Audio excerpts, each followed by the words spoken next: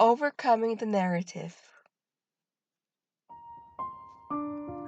Have you ever watched your life play out like a story? Have you ever kept looking back as if you could change the way your life turned out? I would say most of us have. I always wonder what my life would be like if I hadn't gotten sick. Would I be a successful writer? Would I be married? Would I have kids? There are so many questions that I do not have answers to. I look at my life today and wonder how I got here. I am 43.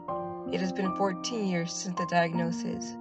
In the Bible, God does say that everything works out for our good. Romans 8:28 says, "And we know that God causes everything to work together for the good of those who love God and are called according to his purpose." I do not know for sure if everything happened for a reason, but what I do know is bad things happen to good people. Before the illness, I was just living my life, trying to do the right thing and become successful. Along the way, I do remember having symptoms of schizoaffective disorder, but at the time I did not know what that was. I sort of looked at it as some spiritual attack from the enemy.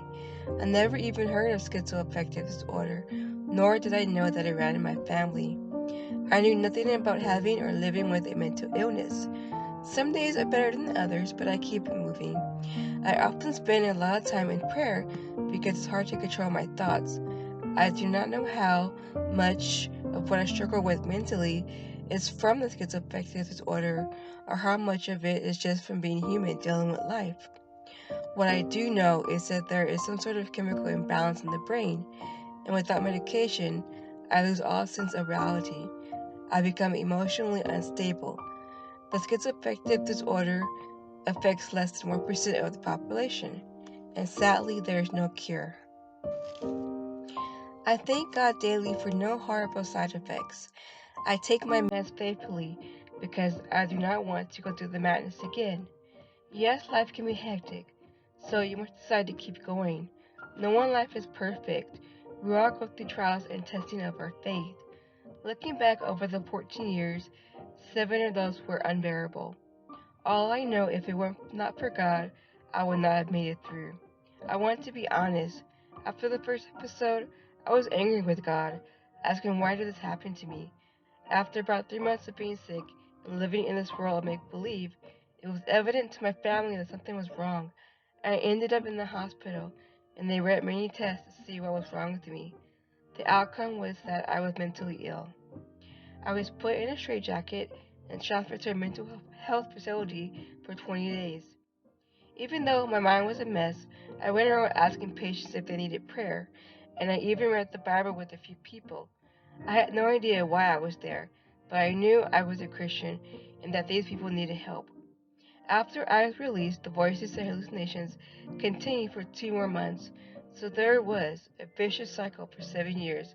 I endured the process, even though I was angry with God. I still went to church. I remember thinking, eventually, I will learn something from this. And even though what was happening was unfair, I knew God was in the midst. So I kept worshiping through the tears and torment. My mom told me something. She said, "You're stronger than you think." I survived something that someone else may not have made it through. You'll be able to share your story, so now you can encourage others. Life is a gift, and we should not take it for granted. So when things don't go my way, I know that God has a plan. And whatever my assignment on earth is unfinished. So when the story of your life is not going the way you envisioned, remember this too shall pass. Then you will be able to write a new story and have a brand new outlook on life. In conclusion, my final thoughts. Romans 10:9 says, "If you declare with your mouth Jesus is Lord and believe in your heart that God raised him from the dead, you will be saved."